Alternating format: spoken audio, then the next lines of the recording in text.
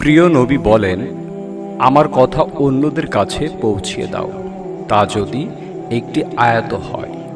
যে মুসলিম কোনো অমুসলিম নাগরিককে অন্যায়ভাবে হত্যা করে তার জন্য জান্নাত হারাম। কিয়ামতের দিন বান্দার কাজ সমূহের মধ্যে সর্বপ্রথম সালাতের হিসাব নেওয়া হবে। আল্লাহ তাআলার নিকট প্রিয় ওই আমল যা নিয়মিত করা হয়, যদিও তা অল্প হয়।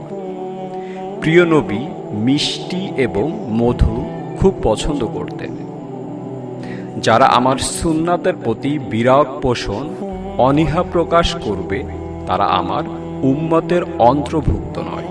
আত্মীয়ের সাথে ভালো ব্যবহার করলে রিজিক ও হায়াত বৃদ্ধি পায়।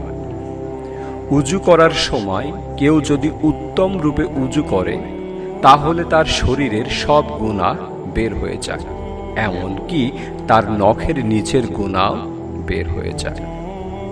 যে ব্যক্তি দুনিয়াতে কোনো ব্যক্তির দোষ ত্রুটি গোপন রাখবে, কিয়ামতের দিন মহান আল্লাহ তাআলা তার দোষ ত্রুটি গোপন রাখবেন। মানুষের মধ্যে সর্বাপেক্ষা নিকৃষ্ট হল দ্বিমুখী ব্যক্তি। তারা এদের কাছে বলে এক কথা আর ওদের কাছে বলে আর এক কথা। নেশা সৃষ্টি করে এমন যে কোনো পানীয় হারাম। যারা আমার সুন্নাতের প্রতি বিরাগ পোষণ অনীহা প্রকাশ করবে তারা আমার উম্মতের অন্তর্ভুক্ত নয়। যে ঘরে কুকুর ও প্রাণীর ছবি থাকে সে ঘরে রহমতের ফেরেশতা প্রবেশ করবে না। যে ব্যক্তি নম্রতা থেকে বঞ্চিত হয়েছে সে কল্যাণ থেকে বঞ্চিত হয়েছে।